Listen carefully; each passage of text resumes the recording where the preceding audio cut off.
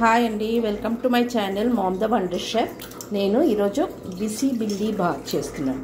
ఈ వీడియో ఏంటంటే మేము ఈరోజు ఈ గణపతి ఉత్సవాలలో 4వ రోజు మేము పూజలో కూర్చుంటున్నాం కాబట్టి బిసిబిల్లి బాత్కి నేను 2 కిలోలు వేసాను.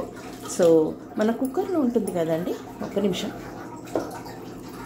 ఇందులో 7 పావులు రైస్ వేసాను, 3 పావుల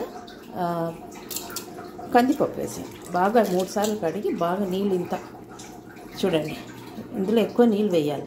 వేసి ఇందులో పసుపు వేసి నూనె వేసి మనము ప్రెషర్ కుక్ చేసుకోవాలి. సో ఇందులో పసుపు వేసానండి. ఇప్పుడు ఇదండి, ఒక దగ్గర 100 గ్రాములు చింతపండు తీసుకున్నానండి నానబెట్టడానికి. బాగా 2-3 సార్లు కడిగి దీన్ని నానబెట్టుకోవాలి. సో ఇప్పుడు నేను ఈ బిసిబిల్లి బాత్కి నేను ఒక మంచి మసాలా తయారు చేసుకుంటున్నాను. మనం సాంబార్ చేస్తే కదా సాంబార్ పొడి తయారు చేస్తాము, సేమ్ ఇంగ్రీడియంట్స్ ఉట్టి. దాంట్లో మనము ఈ పట్ట, ఇంకా మిరియాలు, ఇంకా లవంగ, ఎండుమిరపకాయలు వేస్తున్నాము. ధనియాలు, కొద్దిగా శనగపప్పు, కొద్దిగా మినప్పప్పు, 1 స్పూన్ జీలకర్ర, కొద్దిగా మెంతులు. సో వీటిని మనం సిమ్లో దూరగా వేయించాలి. పర్ఫెక్ట్. సో ఇప్పుడు మనము ఇక్కడ చూసారా, అన్ని రకాలైన వెజిటేబుల్స్ ఇలా నీళ్ళలో కొద్దిగా ఉప్పు వేసేసుకొని ఇలా నీట్గా కట్ చేసుకోవాలి. ఇందులో పచ్చిమిర్చి కూడా వేసేసుకున్నాను. ఇప్పుడు వీటిని అన్నీ కూడా నేను ఇప్పుడు టమాటా, ఉల్లిపాయలు, కొత్తిమీర, కరివేపాకు వేసి నేను ఇప్పుడు వీటిని నేను కొద్దిగా మనము ఒక 90% 80% ఉడకబెట్టుకోవాలి. కుక్కర్లో వేయకండి, మెత్తగా అయిపోతుంది. సో నేను ఇక్కడ పెద్ద బేస్లో పెట్టాను. అందులో నేను దగ్గర ఒక 4 స్పూన్ల నూనె వేసేసి ఇప్పుడు ఇందులో నేను కట్ చేసుకున్న కూరగాయలు, ఉల్లిగడ్డ కూడా ఒక 2 వేసాను. ఇవన్నీ కూడా ఇందులో బాగా బాయిల్ చేయాలి ఒక 80% వరకు. అందులో టమాటా, ఉప్పు, కారం, ధనియా పొడి, ఇంకా జీలకర్ర పొడి, ఇంకా పసుపు అన్నీ వేసేసి ఒక 80% ఉడకబెట్టుకోవాలి. మూత మూస్తే జరిగి ఉడికిపోతుంది. తర్వాత నెక్స్ట్ ఇంకా టమాటా ఇంకా బాగా మెత్తగా ఉడకాలి. జస్ట్ చెక్ చేస్తున్నాను ఉడికిందా లేదా అనేసి. సో మంచి సువాసన వస్తుంది. సో ఇప్పుడు దీంట్లో నేను చింతపండు 100 గ్రాములు, అందులో మనం 20 గ్రాములే తీసుకొని పిండాలి.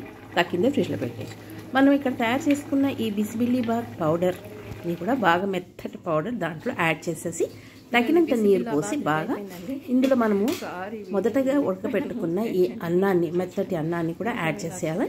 యాడ్ చేసి దగ్గర 4-5 గ్లాసెస్ నీళ్ళు మెత్తగా ఉడకాలి తిరిగి ఈ అన్నం. మళ్ళీ ఒకసారి చెక్ చేసుకోవాలి ఉప్పు సరిగ్గా ఉందా లేదా అనేసి.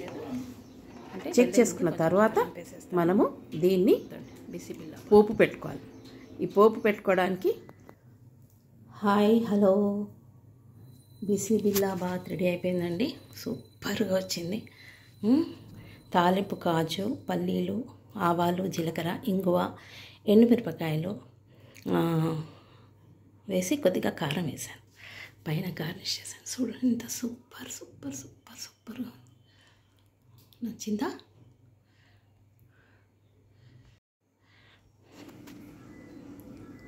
సో ఇక్కడ నేను బిసిబిల్లి అంటున్నా, సారీ బిసిబిల్లి బాత్. సో అంత రెడీ అయిపోయింది. పోపు వేసేటప్పుడు నేను వీడియో షూట్ చేయలేదు. సో పర్ఫెక్ట్గా వచ్చింది. గార్నిష్ కొత్తిమీరతో చేశాను. సో మేము ఈ ప్రసాదాన్ని గణపతి పూజలో ప్రసాదంగా పెట్టి అందరికీ నివేదించి తర్వాత ప్రసాదం సమర్పించాము. మంచి ఫీడ్బ్యాక్ వచ్చింది. పర్ఫెక్ట్గా ఉడికింది. టేస్ట్ సూపర్గా ఉంది. పిల్లలు ఎంతో ఇష్టంగా తిన్నారు. కొద్దిగా చప్పగా చేశాను కాబట్టి.